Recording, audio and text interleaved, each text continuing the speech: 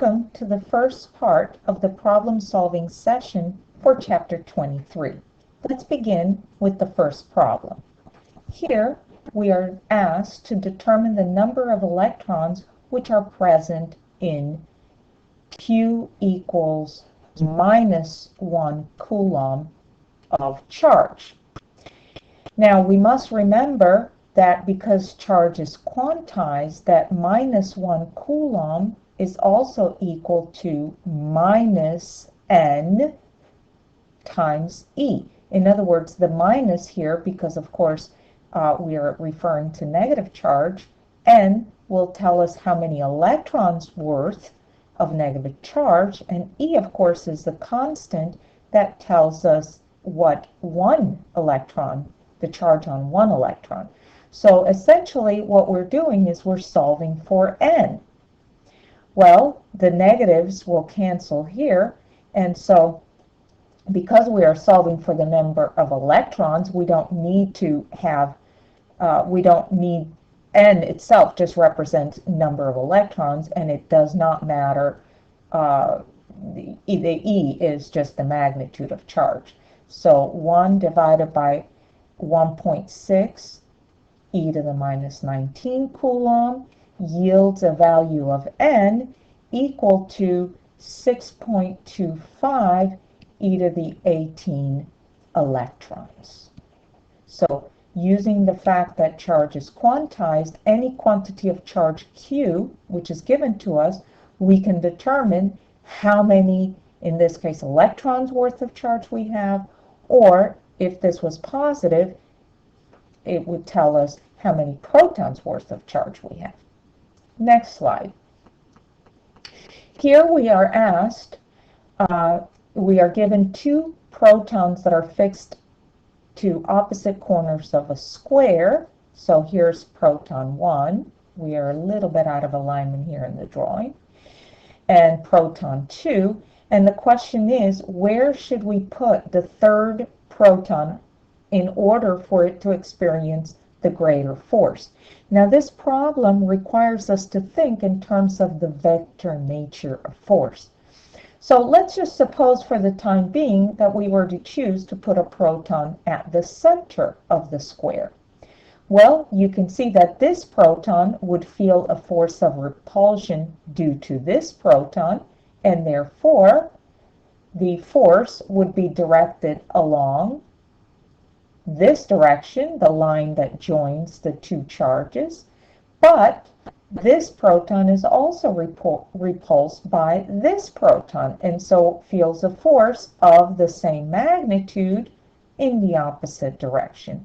And what we see here is proton divided by r squared, proton divided by the same r squared. The magnitude of the forces are equal, and therefore, since they are opposite in direction, add up to 0. So we certainly wouldn't want to put a proton at the center.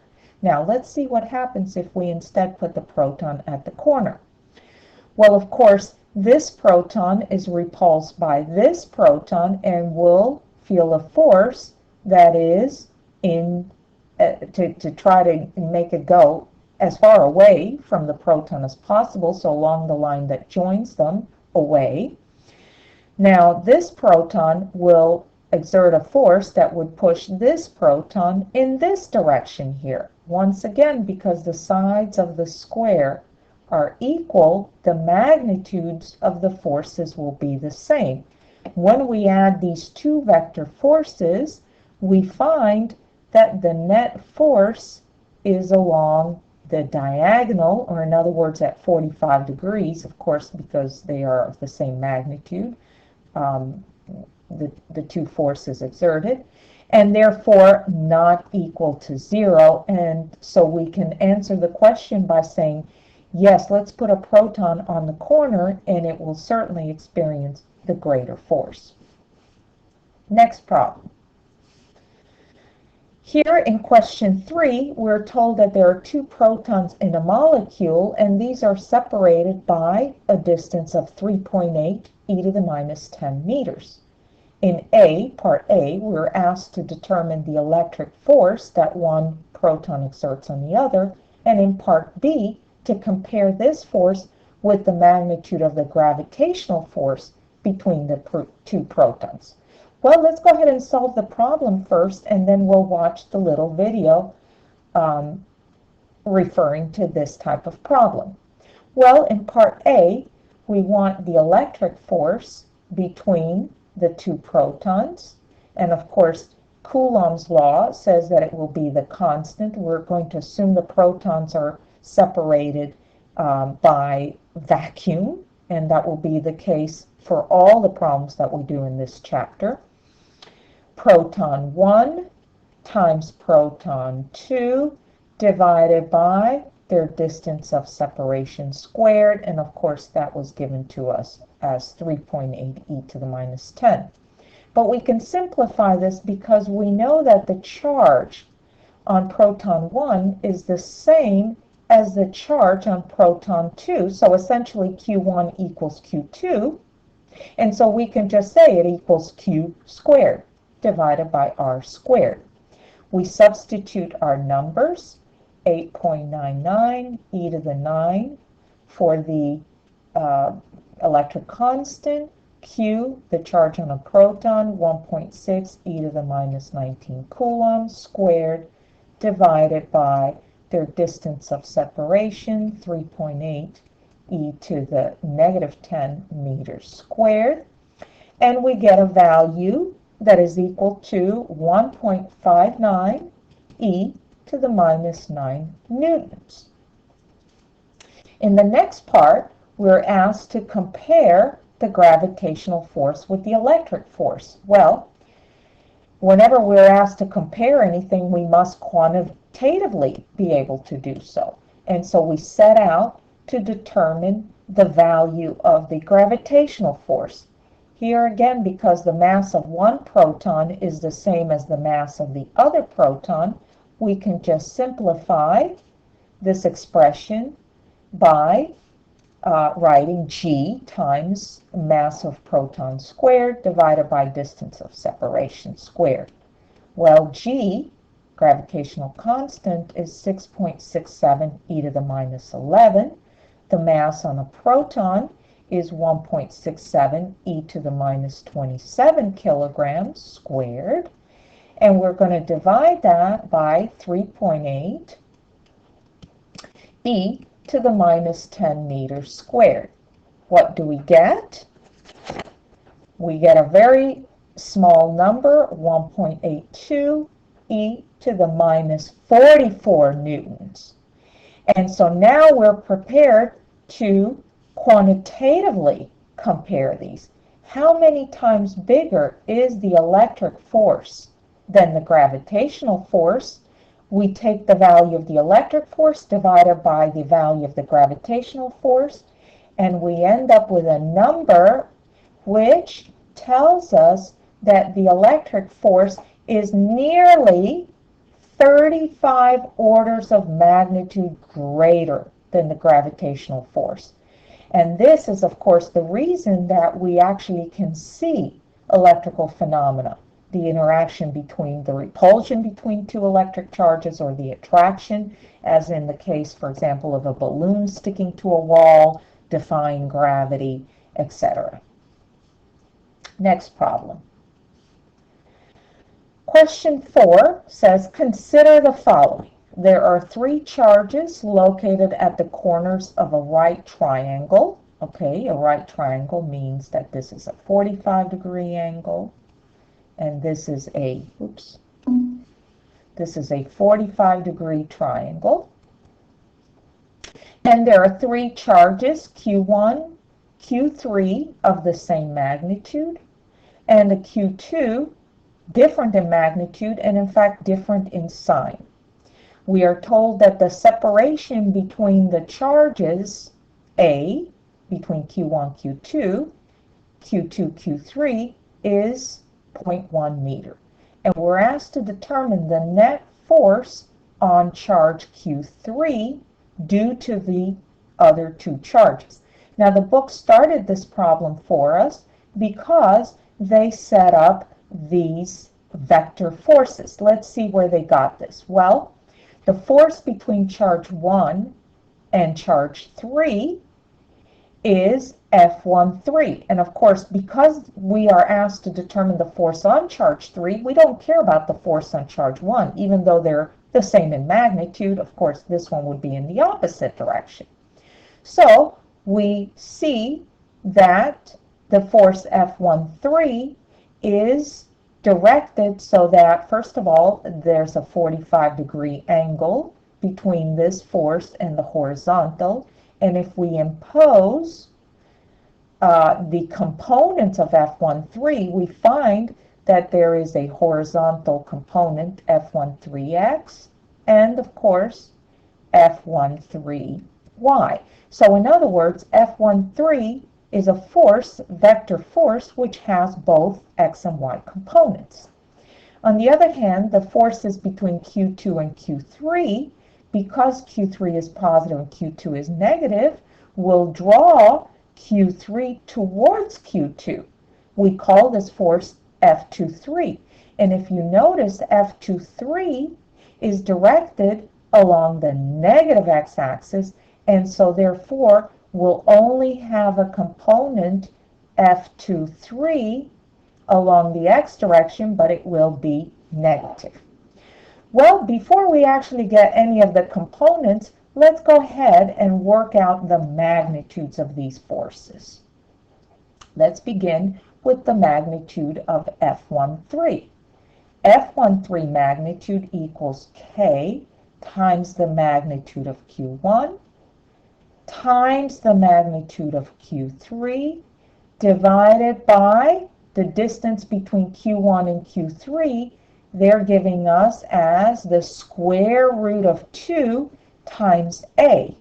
Well, the square root of 2 times A is also going to be squared. And so we can simplify this as 2 times A squared, which we will shortly.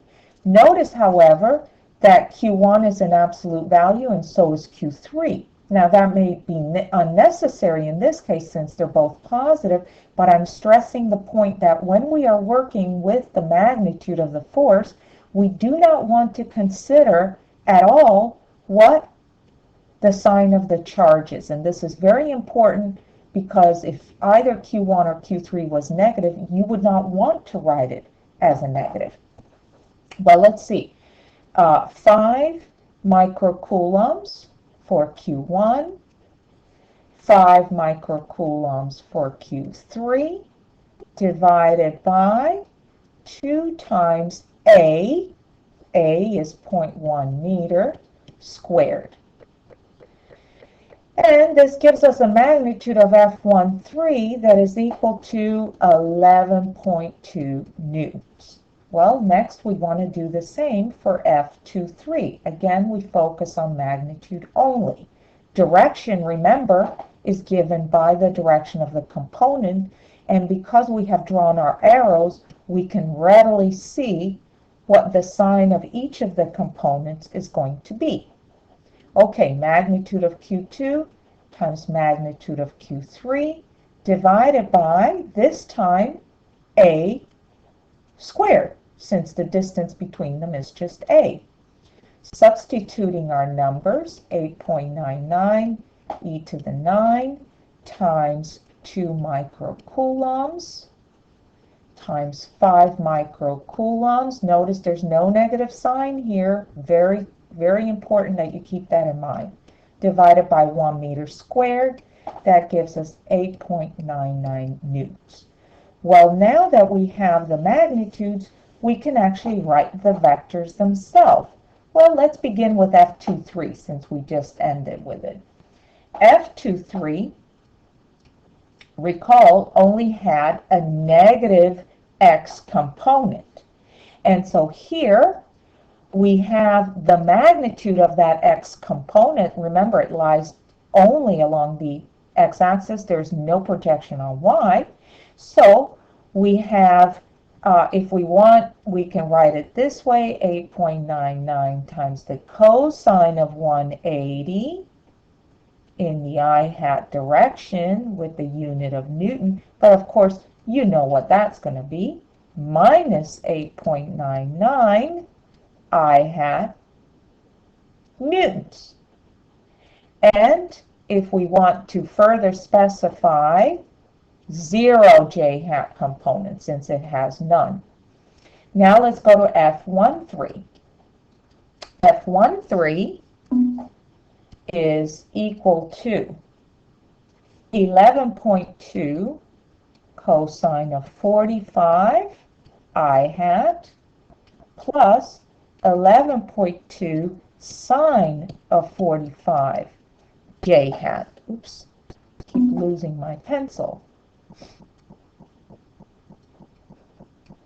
Now, of course, cosine and sine of 45 are the same, so these will numerically work out to be the same number, 7.95 in the I hat direction plus 7.95 in the j hat direction. To get the net force on charge 3, we need to add F23 with F13. But adding these means we have to add the x component of F23 with the x component of F13, the y component of F23 with the y component of F13. And for x, therefore, we get minus 1.04 I hat. I'll leave the unit for the end because minus 8.99 plus 7.95 is minus 1.04 plus 0 plus 7.95 gives us 7.95 j hat. Now we'll go ahead and put our unit, and we have effectively solved the problem. Next problem.